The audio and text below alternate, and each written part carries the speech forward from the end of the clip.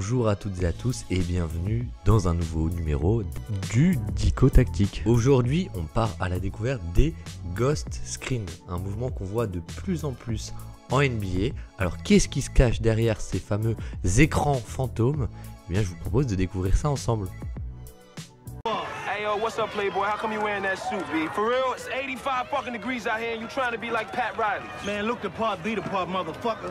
Alors, si on devait définir le Ghost Screen, c'est un mouvement off-ball, une course faite par un joueur sans le ballon qui va venir faire semblant de poser un écran pour un joueur qui a le ballon et qui va faire une course croisée pour se démarquer à 3 points. Alors si on regarde un exemple tout de suite ensemble ici, eh bien on peut voir Brandon Ingram qui va effectuer cette fameuse course croisée, qui va poser ce Ghost Screen pour Zion Williamson et ça génère un tir ouvert. Alors si on regarde en détail, qu'est-ce qui s'est passé? Qu'est-ce qui s'est passé réellement? Eh bien on voit Brandon Ingram ici qui vient et hop, juste ici, il est en position pour poser un écran sur Jrue Holiday. Un écran pour son porteur de balle Zion Williamson.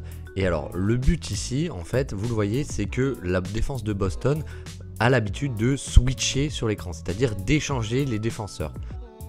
Avec donc Jason Tatum qui sort sur Zion Williamson pour l'empêcher de driver et Jrue Holiday qui prend Brandon Ingram. Mais le secret, c'est que Brandon Ingram ne va créer aucun contact avec Jrue Holiday et faire cette fameuse course croisée ici en prenant un deuxième écran de Jonas Valanciunas. Et en fait, le fait que ça ne crée aucun contact ici avec Jrue Holiday, ça fait que pendant un court instant, les deux joueurs sont focalisés sur Zion Williamson et Brandon Ingram peut faire cette course, se démarquer et trouver un tir complètement ouvert. Alors, je vous propose de voir un deuxième exemple ici avec la défense des Clippers face au Thunder. Et donc en défense, on retrouve James Harden et Paul George, mais surtout on les retrouve face à Luguentz-Dort et Isaiah Joe. Et Luguentz-Dort et Isaiah Joe sont deux joueurs qui ne sont pas assez forts offensivement pour exploiter un mismatch. Donc que font les Clippers? Ils switchent pour ne pas concéder de décalage. Et c'est là qu'intervient le Ghost Screen et on retrouve le même système qu'avant. Isaiah Joe qui vient faire cette course et qui ne touche pas James Harden, ce qui fait que James Harden reste focus sur Luguentz-Dort puisque pour lui il n'y a pas d'écran, mais Paul George est prêt à sortir pour switcher et on se retrouve à deux défenseurs sur le ballon, qui plus est sur Luguentz-Dort.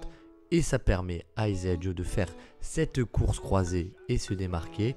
Et le Ghost Screen a donc créé une incompréhension défensive qui a permis de créer un décalage à partir de deux joueurs qui, sur le papier, n'en sont pas capables.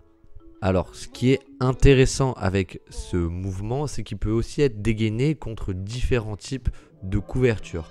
Et donc, je vous propose de voir un exemple tout de suite avec les Minnesota Timberwolves. Et donc, Nikola Jokic est ici balle en main, défendu par Rudy Gobert. Et que se passe-t-il? Eh bien, les Wolves, la couverture mise en place, c'est du edge. C'est-à-dire qu'on va avoir Anthony Edwards qui sort le temps d'un instant sur le ballon pour contenir Nikola Jokic, le temps que Rudy Gobert navigue l'écran posé par Justin Holiday. Et donc, le fait qu'Anthony Edwards sorte, ça empêche le potentiel drive de Nikola Jokic. Et donc, quel est le contre-move à cette couverture?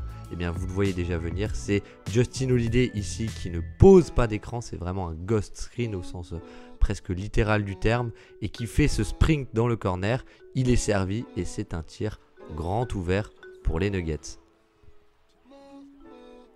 Alors, je vous propose de regarder un dernier exemple, encore une fois avec les Pélicans, parce que c'est vrai que c'est un peu un de leurs mouvements phares pour exploiter la gravité de Zion Williamson.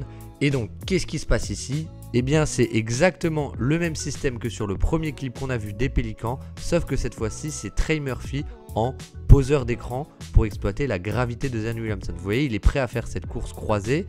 Et donc, il vient poser un écran sur Jason Tate et Cam Whitmore est prêt à sortir sur Zion Williamson pour l'empêcher vite de prendre la vitesse sur un potentiel drive, sauf que Trey Murphy ne va pas du tout créer de contact avec Jason Tate, faire une course pour se démarquer à 3 points, prendre un écran ici de Herb Jones, et les deux défenseurs des Rockets se font prendre dans le système et c'est un tir ouvert encore une fois pour Trey Murphy. Et donc voilà, j'espère que pour vous, les Ghost Screens n'ont plus aucun secret et que quand vous allez le voir, vous allez le reconnaître désormais. Et donc j'espère que cette vidéo vous aura plu, et avant de finir, je voulais un peu vous donner quelques billes et vous montrer du coup qui sont les emblèmes un peu de ce mouvement, qui sont les joueurs qui le font le plus. C'est évidemment souvent des shooters en mouvement, des shooters off-ball, et les deux qui pour moi le font le plus, c'est Isaiah Joe du Thunder et Trey Murphy du côté des Pélicans. Donc voilà, deux joueurs qui sont plutôt des role players. En tout cas, j'espère que cette vidéo vous aura plu et on se retrouve très très vite pour un nouveau numéro.